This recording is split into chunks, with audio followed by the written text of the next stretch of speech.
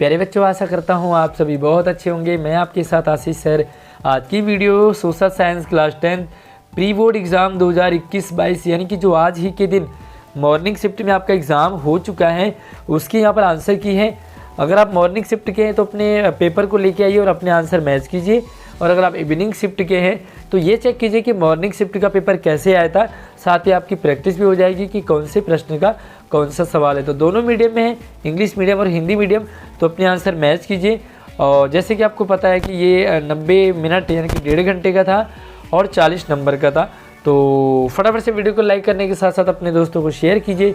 इसी तरह से हमारे चैनल पर आपको एजुकेशनल मोटिवेशनल वीडियोज़ मिलती रहती हैं, तो चैनल को सब्सक्राइब भी ज़रूर कर लीजिए। और सामान्य निर्देश थे आपके लिए, आप इन्हें ज़रूर पढ़ लीजिए, क्योंकि कौन से खंड थे, कितने में से आपको कितने सवाल करने हैं और कौन सा नेगेटिव है। यहाँ पर ये भी ध्यान रखना था कि भाई कुछ सवाल आपके लिए दृष्टिबाधित विद्यार्थियों के लिए भी होते हैं जो आपको नहीं करने होते हैं, और साथ ही आपको नेगेटिव मार्किंग का कोई भी प्रावधान नहीं था, तो कोई भी नेगेटिव मार्किंग नहीं था। चलिए सवाल देखते हैं। पहला सवाल जो कि खंड क से है, एक साझा नस्ली जनजाति या सांस्कृतिक उद्गम अथवा पृष्ठभूमि जिसे कोई समुदाय अपनी पहचान मानता है उसे क्या कहते हैं।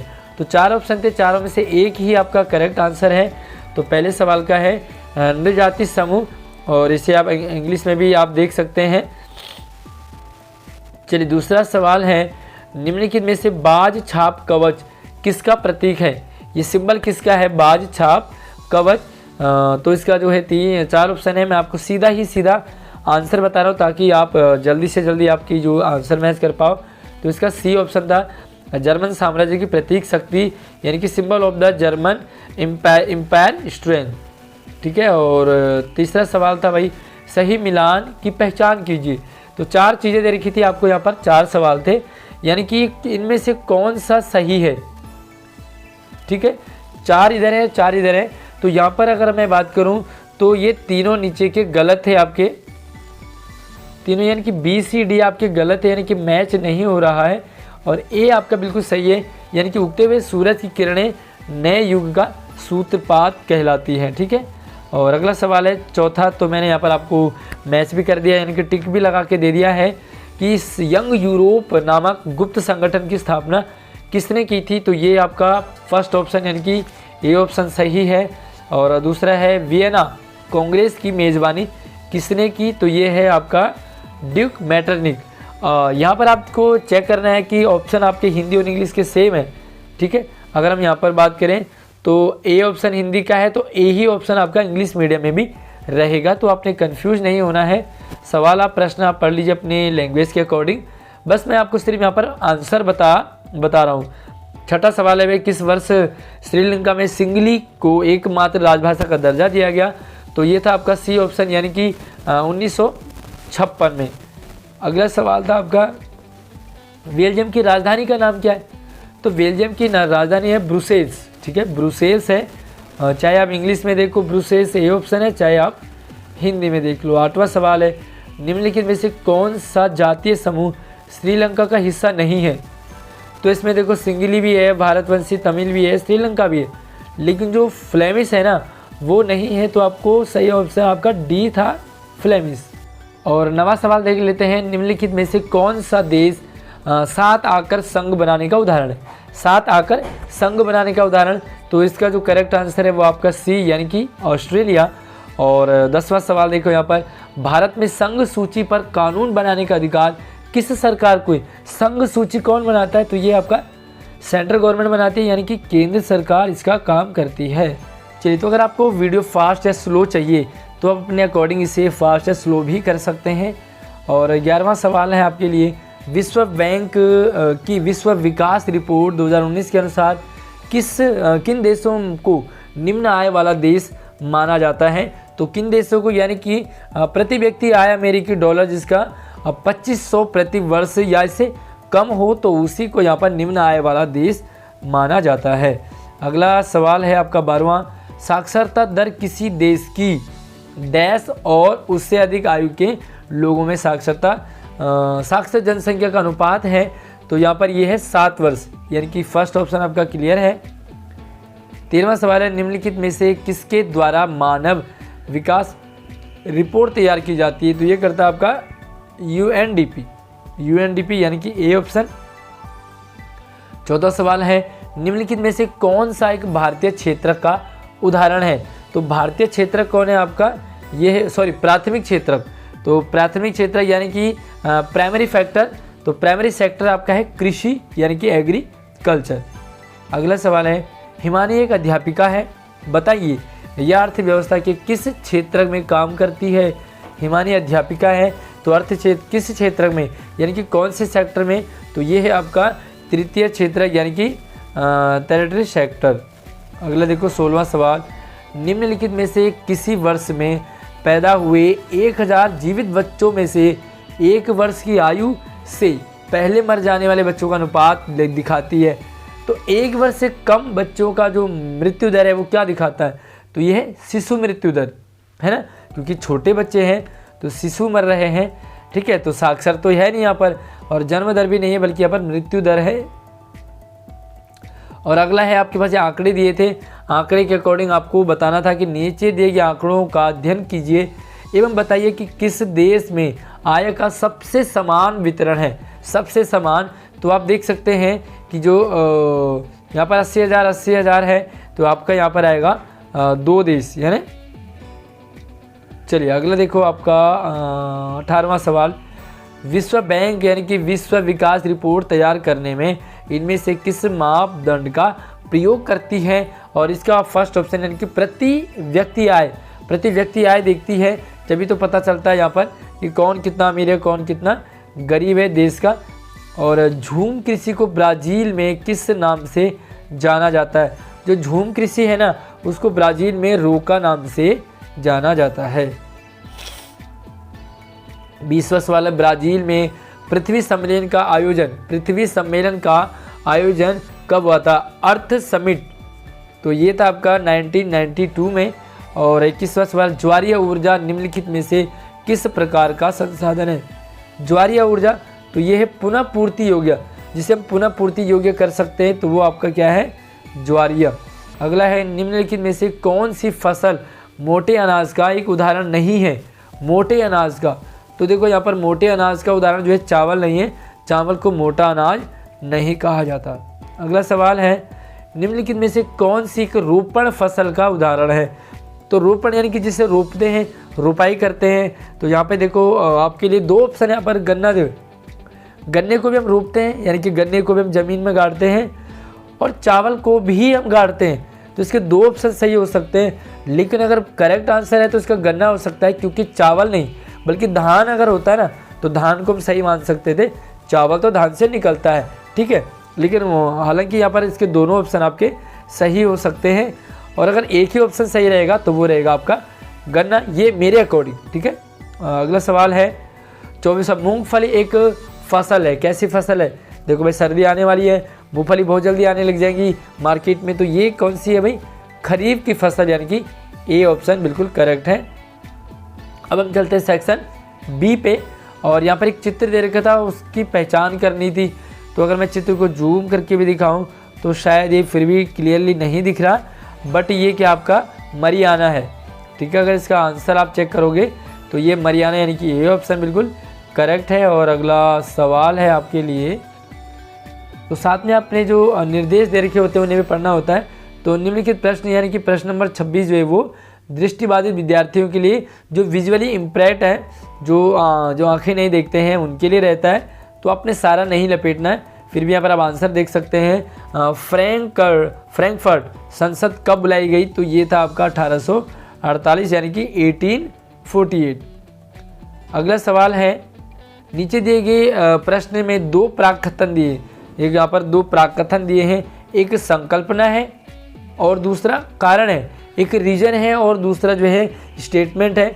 अब दोनों को आपने पढ़ना है, ध्यान से देखना है कि इसमें कौन सा लॉजिक ठीक है, कौन सा गलत है। संकल्पना क्या है भाई? जाल वेराइन ने राष्ट्रवादी भावनाओं को बढ़ावा दिया। अब आपको ये चेक करना है कि ये कितना सही है, कितना गलत है, और कारण क्या है इसका? ज्वाल वेराइन एक शुल्क संघ था जिसे शुल्क अवरोधों को समाप्त कर 30 से अधिक मुद्रा की संख्या को घटाकर 2 कर दी गई थी। तो इसको आप थोड़ा ध्यान से समझेंगे, क्योंकि यहाँ पर थोड़ा सा आपको लॉजिक भी लगाना होता है, और ये सवाल जो है लॉजिकली भी होते हैं, साथ में आपको कितनी नॉलेज है उस पर भी डिपेंड करते हैं। तो इसका ए ऑप्शन बिल्कुल सही है, यानी कि संकल्पना सी और कारण दोनों सही है, ठीक है, और कारण संकल्पना की सही व्याख्या भी करता है। अगला सवाल था आपका, इंग्लैंड और स्कॉटलैंड के मध्य एक्ट ऑफ यूनियन पर किस वर्ष हस्ताक्षर किए गए? तो इसका करेक्ट आंसर 1706 है, 1706। और अगला जो सवाल है आपका वो है 29वां, निम्नलिखित में से कौन सा विकसित देश का लक्षण है? विकसित देश का लक्षण यानी कि उच्च व्यक्ति प्रति आय, ये आपका विकसित देश का एग्जाम्पल है, उदाहरण है। और फिर से देखो यहाँ पर विकल्प यानी कि संकल्पना और कारण यहाँ पर दे रखे हैं, तो इसका जो है वो फर्स्ट ऑप्शन बिल्कुल करेक्ट है। और अगला सवाल है, सुमित एक रसोई घर का कार्य करता है, बताइए वह अर्थव्यवस्था के किस क्षेत्रक में काम करता है? तो ये है आपका तृतीय क्षेत्रक। और 32वां सवाल है, वह क्षेत्रक जिसमें प्राथमिक उत्पादों को विनिर्माण प्रणाली के जरिए अन्य रूपों में परिवर्तित किया जाता है, तो वो क्या कहलाता है? वो आपका है सेकेंडरी यानी कि द्वितीयक क्षेत्रक। और इंग्लिश और हिंदी मीडियम दोनों में आप इसे चेक कर लीजिए, क्योंकि यहाँ पर मीडियम भले अलग अलग है लेकिन सवाल ऑप्शन आपके सेम है। और अगला सवाल है, मुकेश को सवेतन अवकाश प्राप्त नहीं होता, यानी कि उसे विद सैलरी छुट्टी नहीं मिलती, जब भी छुट्टी मिलती है तो उसकी सैलरी काट दी जाती है, बताइए वह किस क्षेत्रक में काम करता है? तो ये है आपका असंगठित क्षेत्रक, ठीक है। अगला है, मिलान कीजिए, मिलान गलत को मिलाना है, आपने गलत को मिलाना है। तो यहाँ पर जो 3 है ना वो नीचे के सही है, सी बी डी, और जो ए है ना निजी क्षेत्रक भारतीय रेलवे, तो इंडियन रेलवे है ना वो निजी नहीं है, प्राइवेट नहीं है, बल्कि वो गवर्नमेंट है। तो आपका पहला ही ऑप्शन बिल्कुल करेक्ट हो गया है, आपको उसके बाद देखने की ज़रूरत नहीं है ये। और अगला सवाल है, संसाधनों की धारणीयता का लक्ष्य क्या है? तो इसका जो ऑप्शन है वो आपका तीनों है, यानी कि पहला, दूसरा, तीसरा, तो इसमें ऑप्शन आपका डी रहेगा। और किसी भी सवाल में अगर आपको कोई भी डाउट रहता है तो हम कमेंट कर सकते हैं। और वीडियो को लाइक नहीं किया तो लाइक कर लीजिए फटाफट से। जन्म के समय संभावित आयु दर्शाती है क्या? व्यक्ति की जन्म के समय औसत आयु की संभावना जताती है कि जन्म के समय। और 37 देखिए, श्रीलंका में बहुसंख्यकवाद के तहत कौन कौन से कदम उठाए गए? तो इसका जो बी ऑप्शन बिल्कुल सही है, यानी कि दूसरा और तीसरा। यहाँ पर बौद्ध धर्म को राज्य का संरक्षण दिया गया और विश्वविद्यालय एवं सरकारी नौकरियों में सिंगली भाषा दोनों को प्राथमिकता दी गई। तो 2 और 3 इसका करेक्ट ऑप्शन है। फिर से देखो, कारण और संकल्पना वाले आ गए, तो कारण और संकल्पना वालों को आपने ठीक से ध्यान से पढ़ना है, समझना है। थोड़ा सा वीडियो को रोक करके लॉजिक भी लगाएंगे आप अपना, और उसके बाद आंसर चेक करेंगे। तो इसका जो है फर्स्ट ऑप्शन यानी कि ए ऑप्शन बिल्कुल करेक्ट है। अगला सवाल है, श्रीलंका में गृह युद्ध की समाप्ति कब हुई? समाप्ति पूछा है, तो ये हुआ 2009 में इसकी समाप्ति हुई। और 40-40 गलत जोड़े को पहचानना आपने, सही जोड़े को नहीं, गलत जोड़े को। तो आपका जो है संघ सूची व्यापार ये गलत जोड़ा है। और अगला सवाल है 41, सुमे सर द्वारा रचित पुस्तक का क्या नाम है? जो सुमे सर ने पुस्तक लिखी है उसका नाम है आपका, क्या है उसका नाम? तो ये है स्मॉल एज ब्यूटीफुल। और 42वां है, निम्नलिखित विशेषताओं के आधार पर मृदा की पहचान कीजिए। मृदा यानी कि मिट्टी, ठीक है। तो यहाँ पर जो इसका फर्स्ट ऑप्शन है, इस मृदा में रेत, सिल्ट और मृत्तिका के कण विभिन्न अनुपात में पाए जाते हैं। 43, निम्नलिखित में से कौन सा जैव संसाधन का उदाहरण है? जैव कौन है? जीवन किसमें? पर्वत में जीवन नहीं है, धातु में जीवन नहीं है, चट्टान में जीवन नहीं है, तो किसमें जीवन है भाई? मनुष्य में, ह्यूमन बीइंग में। तो जितने भी ह्यूमन बीइंग में जान है, जीवन है, तो जीव हो गया। अगर यहाँ पर पेड़ पौधे होते तो पेड़ पौधे भी, उनमें भी जीवन होता है। अगला देखो, वे संसाधन जिन्हें भौतिक, रासायनिक या यांत्रिक प्रक्रियाओं द्वारा नवीकृत या पुनः उत्पन्न किया जा सकता है। नवीकृत यानी कि रिसाइकिल किया जाएगा, तो उसे कहते हैं हम नवीनीकरणीय नवीकरणीय संसाधन, ठीक है, रिन्यूएबल होता है, जो एक बार बना दिया उससे रिन्यूअल कर सकते हैं। कई बार हम देखते हैं कि प्लास्टिक रिन्यूअल है या नहीं, तो एक बार कोई चीज़ बन जाता है तो उससे हम तोड़ मरोड़ नहीं सकते, लेकिन कुछ चीज़ें होती हैं एक बार बनने के बाद वो जब डिस्ट्रॉय हो जाती है तो उससे हम दूसरी उससे बना सकते हैं। 45 में देखो, निम्नलिखित में से कौन सा भू निम्नीकरण का कारण नहीं है? भू निम्नीकरण का कारण तो इसमें है रक्षक मेखला, ए ऑप्शन। और 46 में देखिए, निम्नलिखित में से कौन सी जायद की एक फसल है? तो फसल 3 प्रकार के होते हैं, रबी, खरीफ और जायद। तो जायद यहाँ पर तीनों हैं, यानी कि तरबूज भी है, खीरा भी और खरबूज भी है, ये तीनों एक ही मौसम में होते हैं। तो ये उपयुक्त सभी इसका सही आंसर रहेगा। और फिर से यहाँ पर 2 कथन दिए आपको, संकल्पना और कारण। तो यहाँ पर देखो, जूट को सुनहरा रेशा कहते हैं, ये संकल्पना है।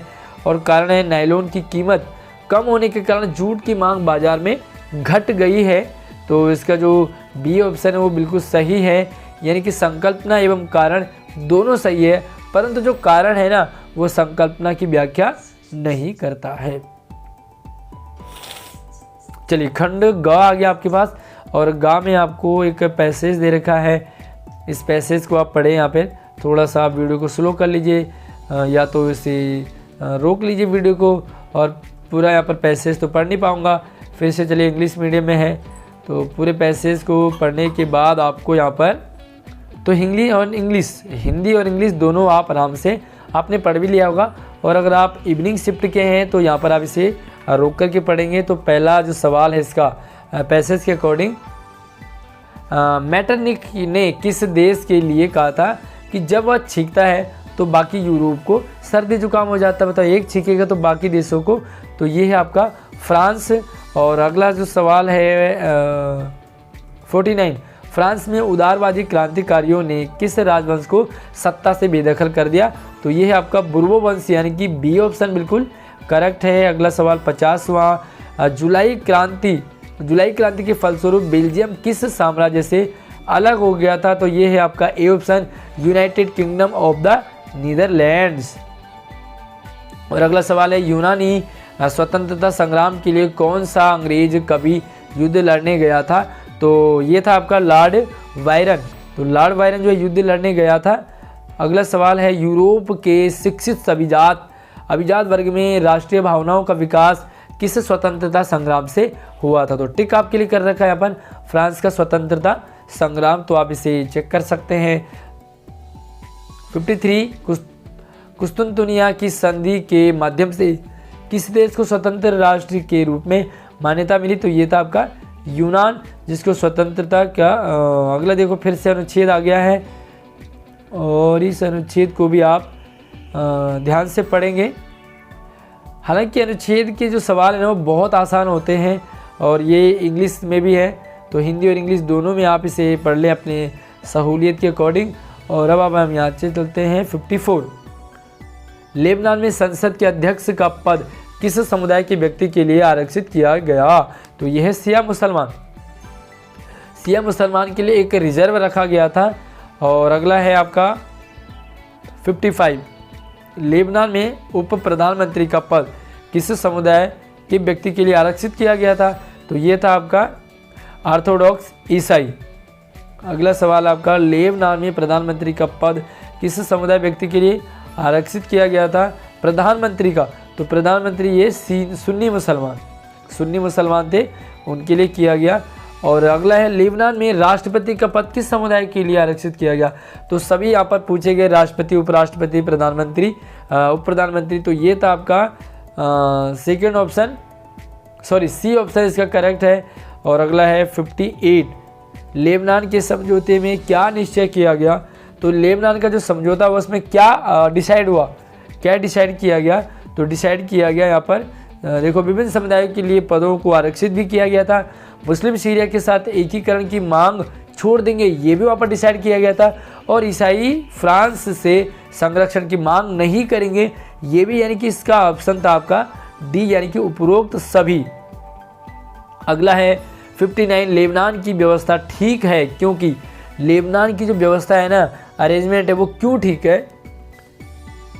यह विभिन्न समुदायों को सत्ता में भागीदारी प्रदान करता है। तो सभी को यहाँ पर भागीदारी मिलती है, तो इसलिए यहाँ पर व्यवस्था इसकी ठीक है। और अगला है आपके पास मानचित्र। तो यहाँ पर देखो मानचित्र से रिलेटेड सवाल थे आपके पास। राजनीतिक मानचित्र में ए एक बांध को दर्शाता है, इसकी पहचान कीजिए। तो भी मैप में देखते हैं कि ए और बी यहाँ पर दे रखे थे। तो ए आपका क्या है, सरदार सरोवर। अगले देखो उसी मानचित्र पर बी। तो देखो ए और बी वहाँ पर मानचित्र में लिखा है, तो आपको ए क्या है और बी क्या है ये चेक करना था। तो देखो बी क्या है, बी से चाय के प्रमुख उत्पादक राज्य को दर्शाया गया है विकल्पों में से। तो मानचित्र में जो बी जगह है ना, बी में जो चाय का उत्पादक राज्य है वो कौन सा है। तो वैसे भी आपको पता है कि चाय ज़्यादा असम में होता है। और ये था आपके लिए दृष्टिबाधित। तो दृष्टिबाधित बच्चों के लिए था, देख लीजिए यहाँ पर उस बांध का नाम बताइए जो गुजरात में स्थित है। तो ये है आपका सरदार सरोवर। और हरियाणा की प्रमुख खाद्यान्न फसल कौन सी है। तो हरियाणा वाले रोटियां ज़्यादा खाते हैं, चावल खाना उन्हें पसंद नहीं है। तो इसका ऑप्शन आपका ए यानी कि गेहूं है। और ये आपके पास था मैप। तो यहाँ पर आप देख सकते हैं कि ये ए है और ये बी है, ठीक है। तो बी यहाँ पर असम था और ए आपको यहाँ पर लिखना था कि ए में क्या है और बी में क्या है। तो आई होप आपको यहाँ पर जो काफ़ी हेल्प मिली होगी इस क्वेश्चन पेपर से।